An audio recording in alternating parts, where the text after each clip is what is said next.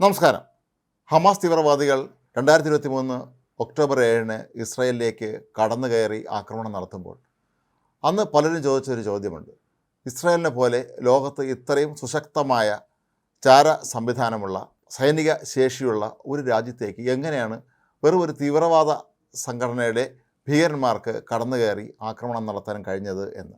ഇത്രയും നാൾ കഴിഞ്ഞിട്ടും ഇസ്രായേലിൻ്റെ സൈനിക വൃത്തങ്ങൾ ഇത് സംബന്ധിച്ചുള്ള പ്രധാനപ്പെട്ട കാര്യങ്ങളൊന്നും തന്നെ പുറത്ത് വിട്ടിട്ടില്ല.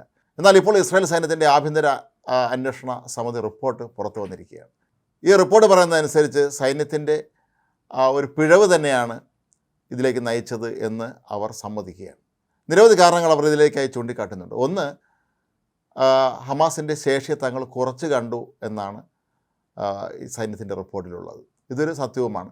ലോകത്തെ ഏത് സംഘടനയെ നമ്മൾ വിലയിരുത്തുമ്പോഴും അവയെ വില കുറച്ച് കാണിച്ചാൽ ചിലപ്പോൾ പിന്നീട് വലിയ അബദ്ധങ്ങളിലേക്ക് ചെന്ന് ചാടും എന്നുള്ളതിൻ്റെ ഏറ്റവും വലിയ തെളിവായി മാറുകയാണ് ഈ സംഭവം.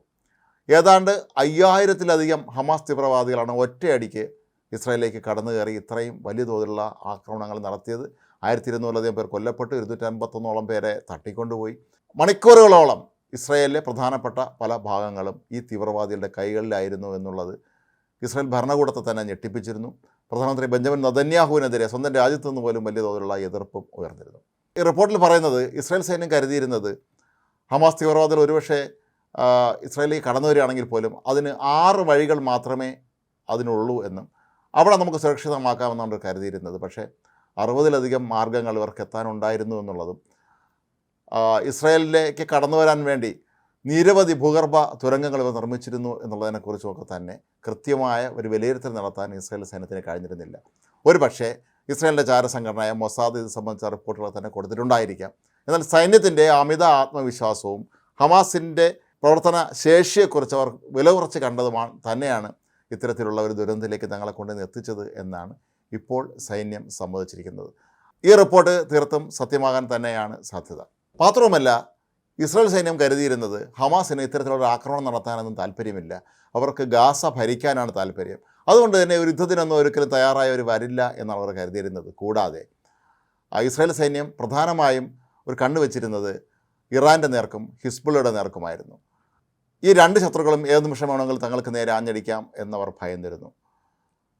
അവിടെ അവർ ഹമാസിനെ ഒരിക്കലും ആക്രമിക്കാൻ സാധ്യതയില്ലാത്തൊരു വിഭാഗമായും കണ്ടിരുന്നു.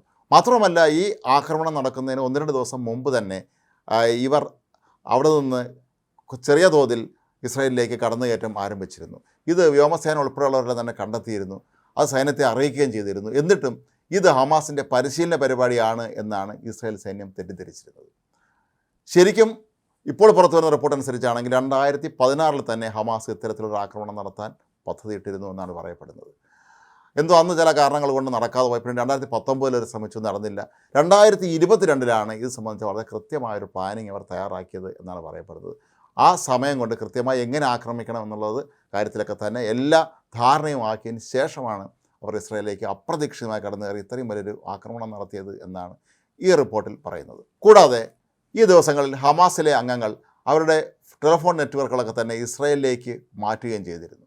ഇത്രയും വൻതോതിൽ ഇത്രയും അധികം ആളുകൾ അവരുടെ മൊബൈൽ നെറ്റ്വർക്കുകൾ ഇസ്രായേലിലേക്ക് മാറ്റുമ്പോഴെങ്കിലും അത് ശ്രദ്ധിക്കേണ്ടതായിരുന്നു എന്നുള്ളതാണ് മറ്റൊരു പ്രധാനപ്പെട്ട കാര്യം. ചിലപ്പോൾ ഇത്തരത്തിലുള്ള നിസ്സാര മാറ്റങ്ങൾ പോലും അല്ലെങ്കിൽ നിസ്സാര നീക്കങ്ങൾ പോലും മനസ്സിലാക്കാൻ കഴിവുള്ള മൊസാദ് ചിലപ്പോൾ സർക്കാരിന് വിവരം നൽകിയിരുന്നിരിക്കാനും സാധ്യതയുണ്ട്, അല്ലെങ്കിൽ സൈന്യത്തെ അറിയിച്ചിരുന്നിരിക്കാം.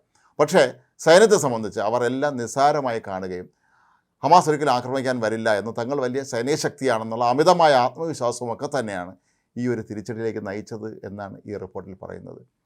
ഏതായാലും ഇസ്രായേൽ സർക്കാർ ഈ റിപ്പോർട്ടിന്മേൽ കർശന നടപടിയെടുക്കും എന്നുള്ളത് ഉറപ്പാണ്. കാരണം സൈന്യം പറയുകയാണ് അവർ പരാജയപ്പെട്ടു പോയി ഇവരെ തടയുന്നതിൽ എന്നാണ്. ഇസ്രായേലിനെ പോലെ എത്രയും വലിയ സൈനിക ശേഷിയുള്ള രഹസ്യാന്വേഷണ സംഘടനയുള്ള അത്യന്താധുനിക ആയുധങ്ങളുടെ നീണ്ട ശേഖരമുള്ള ഈ ഒരു രാജ്യത്തിന് ഇത്തരത്തിലുള്ള തീവ്രവാദ സംഘടന നേടുക വളരെ എളുപ്പമുള്ള കാര്യമായിരുന്നു. ഈ 5000-ലധികം വരുന്ന തീവ്രവാദികൾ, ഹമാസ് തീവ്രവാദികൾ ഇസ്രായേലിലേക്ക് കടന്നു കയറുന്ന സമയത്ത് 1000-ൽ താഴെ സൈനികർ മാത്രമാണ് ആ മേഖലയിൽ ഉണ്ടായിരുന്നത് എന്നുള്ളതാണ് മറ്റൊരു ഞെട്ടിപ്പിക്കുന്ന വിവരം. 5000-ലധികം പേരെ നേടാൻ ഒരിക്കലും ഇത്രയും പേർക്ക് കഴിയുകയുണ്ടായിരുന്നില്ല. മാത്രവുമല്ല, വ്യോമസേന വിമാനങ്ങളിലെത്തുന്ന ആവിയർക്ക് താഴേക്ക് നോക്കുമ്പോൾ അവർക്ക് ഇതിൽ തീവ്രവാദി ആരാണ്, ഇസ്രായേൽ പൗരന്മാർ ആരാണ് എന്ന് തിരിച്ചറിയാൻ പോലും കഴിയാത്തൊരവസ്ഥ വന്നു എന്നും റിപ്പോർട്ടിൽ പറയുന്നുണ്ട്. ഏതായാലും ഇസ്രായേലിനെ സംബന്ധിച്ച്, പ്രത്യേകിച്ച് സൈന്യത്തെ സംബന്ധിച്ച് ഇതൊരു വലിയ ബുദ്ധിമുട്ടുണ്ടാക്കുന്ന ഒരു കാര്യം തന്നെയാണ്. കാരണം ഹമാസിൻ്റെ തട്ടിപ്പ് പരിപാടികൾ തിരിച്ചറിയാൻ അവർക്ക് കഴിഞ്ഞില്ല എന്നുള്ളത് ഇസ്രായേൽ സൈന്യത്തിന് വലിയൊരു നാണക്കേട് തന്നെയാണ് വരുത്തിച്ചിരിക്കുന്നത്. കാരണം ഹമാസിനെ ഒരു കാരണവശാലും വിശ്വസിക്കാൻ കൊള്ളില്ല എന്ന് നേരത്തെയും പല സംഭവങ്ങളുടെ അവർ തെളിയിച്ചിരുന്നു. ഹിസ്ബുള്ളയും ഇറാനെയും പോലെ ഹമാസിൻ്റെ കാര്യം ഇസ്രായേൽ സൈനിക ഉന്നതർ അത്ര കാര്യമായി എടുത്തില്ല എന്നുള്ളത് തന്നെയാണ് ഒരുപക്ഷെ ഈ ഇത്തരത്തിലുള്ള വലിയൊരു തിരിച്ചടി രാജ്യത്തിനുണ്ടാകാൻ കാരണമെന്നാണ് ഇപ്പോൾ വിലയിരുത്തപ്പെടുന്നത്. അതല്ലാതെ നേരത്തെ ലഭിച്ച ഈ ഒരു സൂചനകളുടെ അടിസ്ഥാനത്തിൽ ഇസ്രായേൽ സൈന്യം ശക്തമായ നിലപാട് സ്വീകരിച്ചിരുന്നു എങ്കിൽ ഒരു കാരണവശാലും ഹമാസ് തീവ്രവാദികൾക്ക് ഇസ്രായേലിലേക്ക് കടന്നു കയറാൻ കഴിയുകയില്ലായിരുന്നു എന്നുള്ളത് 100% ഉറപ്പാണ്. പക്ഷേ അമിത ആത്മവിശ്വാസവും ഹമാസ് എന്ന തീവ്രവാദ സംഘടനയെ വില കുറച്ച് കണ്ടതും തന്നെയാണ് തങ്ങൾക്ക് വിനയായി മാറിയത് എന്നാണ് ഇപ്പോൾ ഇസ്രായേൽ സൈന്യത്തിൻ്റെ ആഭ്യന്തര അന്വേഷണ സമിതിയുടെ ഈ റിപ്പോർട്ടിൽ പരാമർശിക്കപ്പെടുന്നത്.